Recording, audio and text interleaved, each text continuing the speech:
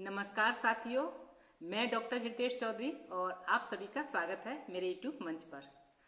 साथियों, आज लेकर आए हैं एक ऐसी खबर जो देश की लाखों आशा कार्यकर्ताओं के ऊपर सरकार ने अटूट विश्वास जताया है और आशा कार्यकर्ताओं को एक नई जिम्मेदारी सौंपी गई है और इस जिम्मेदारी को निभाने के लिए आशा कार्यकर्ता घर घर जाकर सवाल पूछेंगी। वहीं दूसरी तरफ आशा कार्यकर्ता लंबे समय से मानदेय बढ़ाने की मांग कर रही हैं और ये मांग देश के प्रत्येक राज्य से उठ रही है।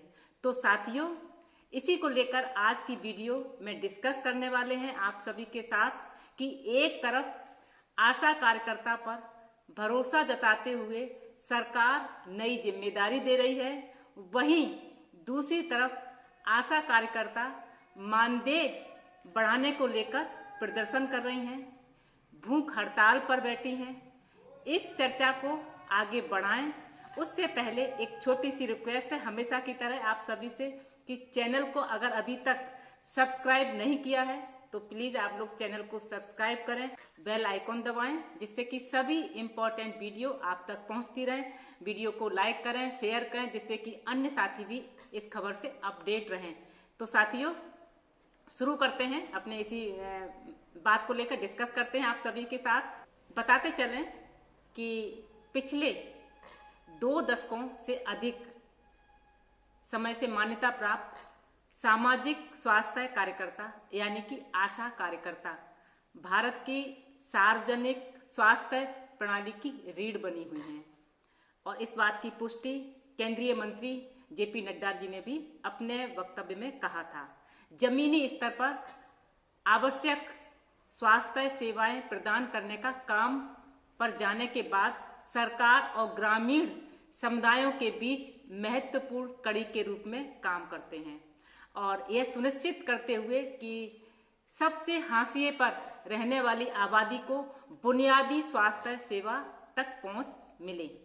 आशा कार्यकर्ता देश में सबसे कम वेतन पाने वाले और अधिक काम करने वालों में से एक है। अभी जल्दी में ही आशा कार्यकर्ताओं को एक बहुत बड़ी जिम्मेदारी दी गई है जिसके तहत आशा कार्यकर्ता घर घर जाकर लोगों से मन की बात कर उनकी मानसिक सेहत की जांच करेंगे और मध्य प्रदेश की सरकार ने आशा कार्यकर्ताओं को एक नई जिम्मेदारी दी है और यह जिम्मेदारी है खुदकुशी को रोकना, आत्महत्या को रोकना, खुदकुशी को रोकना और घर घर जाकर 5 सवाल पूछना। 5 सवाल आशा कार्यकर्ता जाके घर घर पूछेंगी और यह कार्यक्रम राष्ट्रीय मानसिक मिशन के तहत शुरू किया गया है और शुरुआत में प्रदेश के 16 जिलों में लागू किया जाएगा।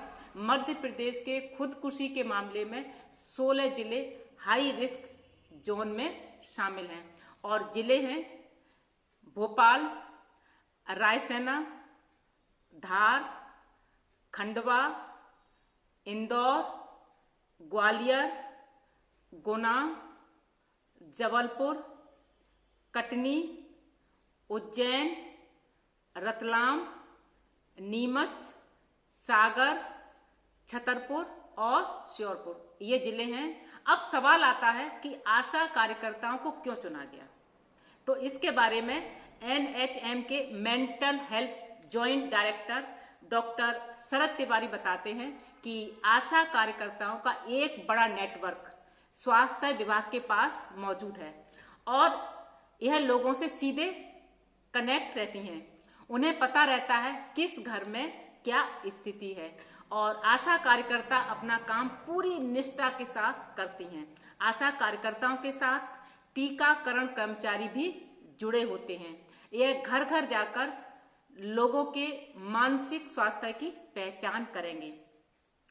आशा कार्यकर्ताओं के ऊपर इतनी बड़ी जिम्मेदारी मध्य प्रदेश सरकार ने दी है। इसी के साथ तस्वीर का दूसरा रुख भी पढ़ना चाहेंगे और आपसे डिस्कस करना चाहेंगे कि एक तरफ मध्य प्रदेश की सरकार ने आशा कार्यकर्ताओं पर विश्वास जताते हुए इतनी बड़ी जिम्मेदारी दी है कि वो घर घर जाके 5 सवाल करेंगी और खुदकुशी को रोकने का प्रयास करेंगे। ये पूरी जिम्मेदारी आशा कार्यकर्ताओं के साथ है। आप देखते हैं तस्वीर का दूसरा रुख क्या है। अब साथियों, तस्वीर का दूसरा रुख पढ़ना चाहेंगे। एक तरफ जिम्मेदारी और दूसरी तरफ मांग। साथियों, जैसा कि आप सबको पता है कि बजट सत्र का दूसरा चरण चल रहा है और इस बीच आशा कार्यकर्ताओं के समर्थन में कई बार तीखी बहस हो चुकी है।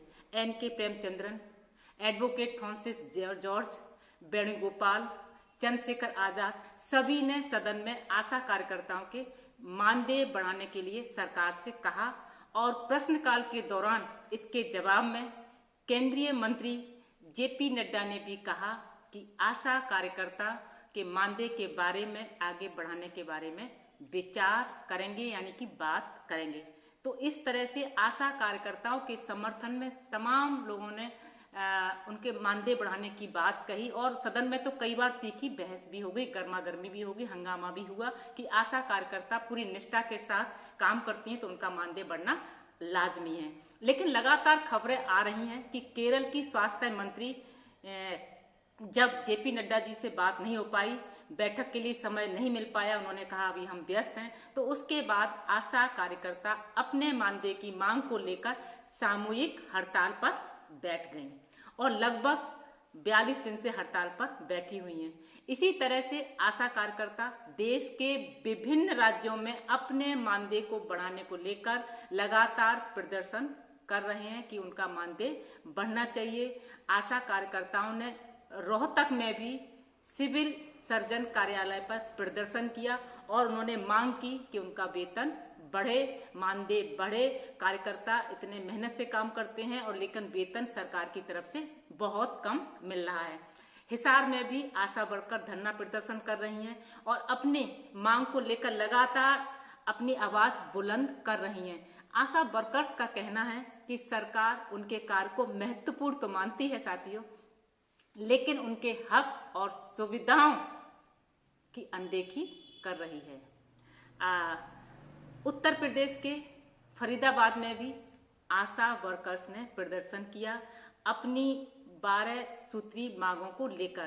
प्रधानमंत्री के नाम ज्ञापन भी सौंपा है और उन्होंने सरकार से अपील की है कि वह राज्य और राष्ट्रीय स्तर की मांगों को जल्द पूरा करे। स्थायी कर्मचारी घोषित करने की मांग रखी है। अभी जल्दी में ही आशा कार्यकर्ताओं ने मऊ में कलेक्ट्रेट का घेराव किया, यानी हिसार में, फरीदाबाद में, मऊ में, और मानदेय बढ़े और राज्य कर्मचारी का दर्जा प्रदान करे, ये उनकी आशा कार्यकर्ताओं की मांग थी। इसी तरह से देश के विभिन्न राज्यों में आशा कार्यकर्ता मांग कर रही हैं कि मानदेय बढ़े, साथ ही उनके दुर्घटना बीमा किए जाने पर भी विचार किया जाए और बकाया जो मानदेय है, भुगतान है, उसकी मांग की गई है। और कार्यकर्ता का कहना है कि मानदेय बढ़ाने से वे अपने बच्चों को अच्छे से लालन पालन कर सकती है, बेहतर जीवन दे सकती हैं। इतनी महंगाई है उसके लिहाज से ये मानदेय बहुत कम है और एक तरफ वो इतना काम करती हैं, उसके बावजूद भी उनके कम मानदेय है मिलता है, जिससे उन्हें कई दिक्कतों का सामना करना पड़ता है। साथियों, समझ सकते हैं जब मानदेय बहुत कम मिल रहा है और महंगाई इतनी ज्यादा है तो कई दिक्कतों का सामना आशा कार्यकर्ताओं को करना पड़ रहा होगा, इसमें कोई शक नहीं है।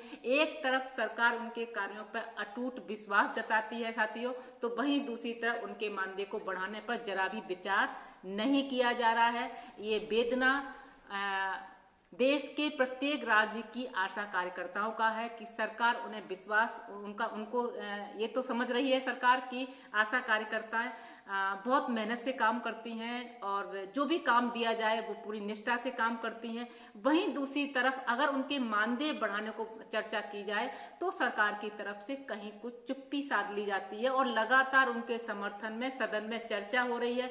कई सांसद उनके हक में बात कर रहे हैं, कह रहे हैं कि आशा बहनें लगातार काम कर रही हैं लेकिन उनका मानदेय पर कोई विचार नहीं किया जा रहा है।